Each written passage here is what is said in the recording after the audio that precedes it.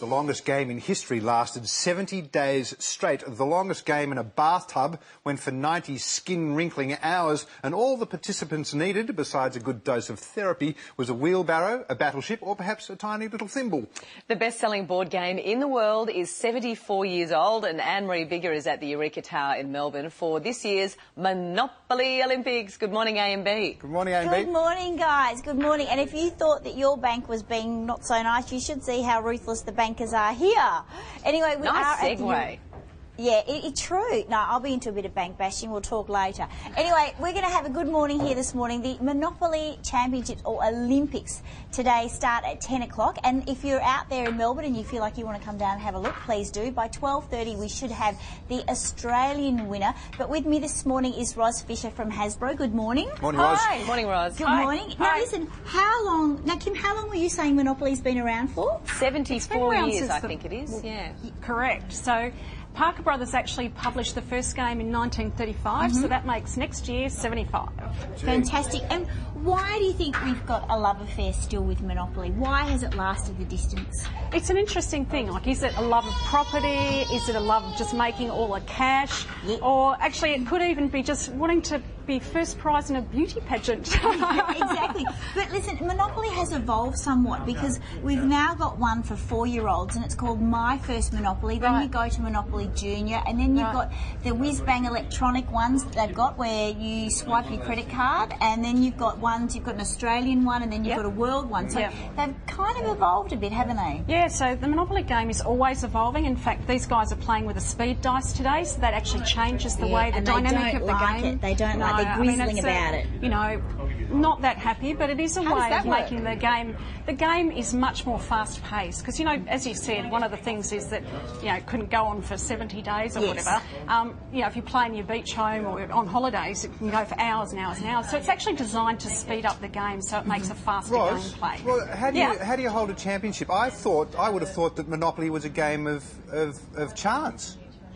Actually, there's a lot of skill involved. There are real strategies, real tactics, and you'll hear from these guys. They actually are really passionate players, but they're very, very strategic players as well. Yes. And you've got to have great negotiating skills. So, you know, we'll be seeing some of that a bit later today. See, I'd like to know, are you better off to buy Mayfair or are you better off to buy, you know, the cheap ones?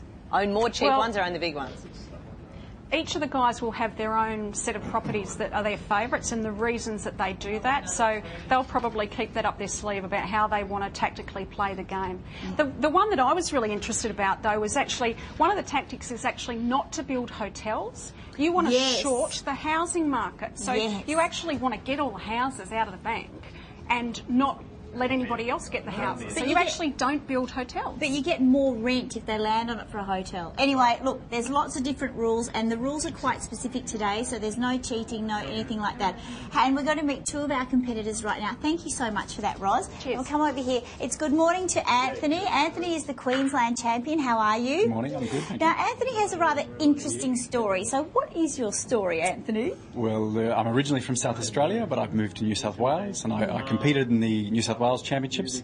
They awarded me the win, and so I got the trophy, and then they took it off me after a recount. There was a protest, so I lost my spot.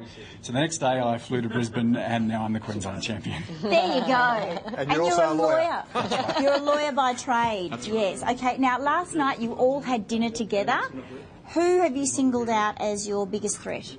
It's got to be the past champions. The people who have got it before have got to be the ones to watch. Yes, so you're looking at Mr Victoria and Mr New South Wales, I think. Mr Victoria and the reigning champion. And the reigning champion. Now listen, there's only one female competing and she is the wild card, so how do you think Kelly's going to go? Well, I've been talking to her. She seems to know her stuff, so also but you're a lawyer. Watch. You've been digging information. That's what you've been doing. Just socialising, friendly, you know.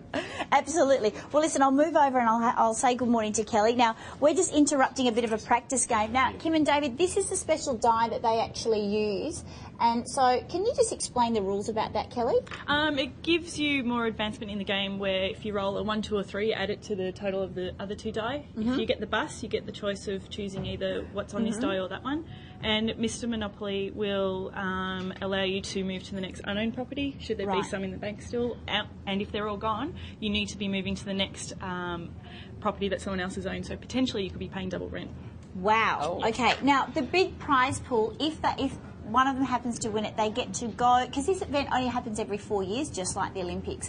They will get to go to Las Vegas. They get $20,000 with the current state of our dollar. You know what? That's nearly double. So that's a lot of money. It's good money. Yeah, it's good money. And you're about to get married and have a honeymoon, so that money would come in handy, wouldn't it? It will, and I might have another honeymoon after that too. Yeah. I'd stay permanently on holidays if I was you. Yeah. Do you have a favourite spot on the board? Any of my properties, my favourite spot. Yes. The worst ones are their one.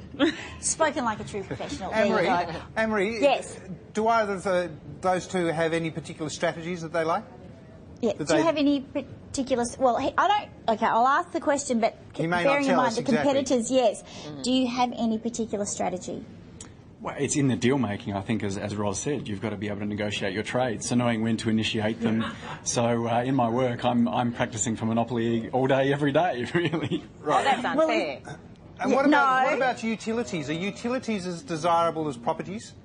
Are utilities as desirable as properties? They're okay. I mean, they can pay you some rent. They're okay. There are better properties. Steady incomes. Anne-Marie, Well, listen, I'd like to know whether there's any superstition surrounding which piece they like to play. yeah. Guys, are there any superstitions around any of the pieces that you play with? And we were talking before. Can somebody check? We were arguing whether there used to be a cannon, and they don't have the cannon anymore. That was my favourite. I like the cannon. Remember? And the car. Well, the car is still there, and actually you'll be pleased to know that they still carry that weight that you remember as a kid. So, any superstitions about the pieces that you play with? No.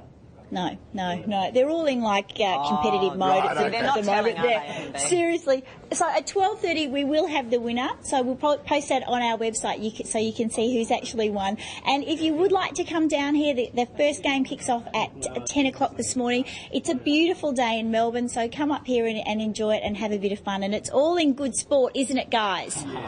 Yeah. Oh, yeah, look at this. Thank you all. Thank you. See you later. See you. Well done. Of course, they're playing at the Eureka Tower in Melbourne. They are, exactly. I would imagine that the view would be a bit distracting. You'd have to be concentrating very hard.